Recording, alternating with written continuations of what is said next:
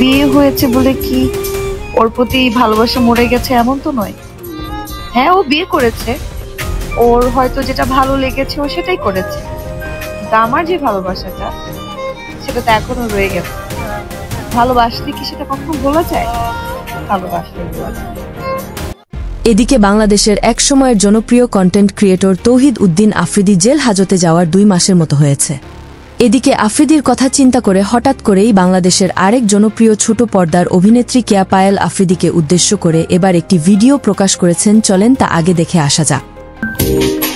বিয়ে হয়েছে বলে কি ওর প্রতি ভালোবাসা মরে গেছে এমন তো নয়। হ্যাঁ, ও বিয়ে করেছে, ওর হয়তো যেটা ভালো লেগেছে ও সেটাই করেছে, কিন্তু আমার যে ভালোবাসাটা সেটা তো এখনো রয়ে গেছে। ভালোবাসলে কি সেটা কখনো বলা যায়? ভালোবাসলে বলা যায়।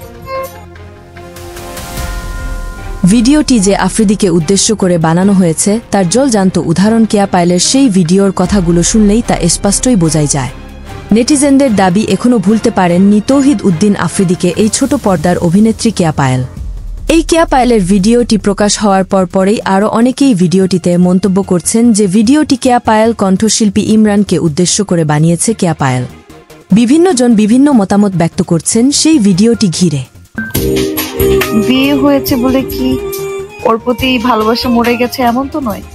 তাহলে কি আফ্রিদির প্রেমে ডুবেছিলেন এতদিন এই ছোট পর্দার অভিনেত্রী কেয়া পায়েল? অনেকেই সেটা ভেবে নিচ্ছে ভিডিওটি প্রকাশ পাওয়ার পর।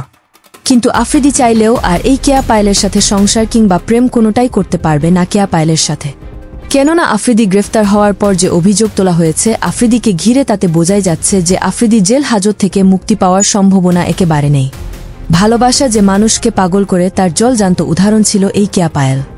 কেয়া পায়েলের সাথে অনেকবার কিন্তু দেখা গিয়েছিল বেশ কিছুদিন আগেই আফ্রিদির সাথে বিভিন্ন টকশোতে, কিন্তু তাদের মধ্যে প্রেমের সম্পর্ক যে দীর্ঘদিন ধরে যে ছিল সেটা আফ্রিদি গ্রেফতার হওয়ার পরেই এখন আরও জোরালোভাবে প্রকাশ পাচ্ছে।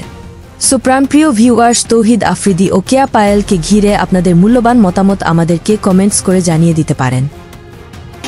বিয়ে হয়েছে বলে কি ওর প্রতি ভালোবাসা মরে গেছে এমন তো নয়।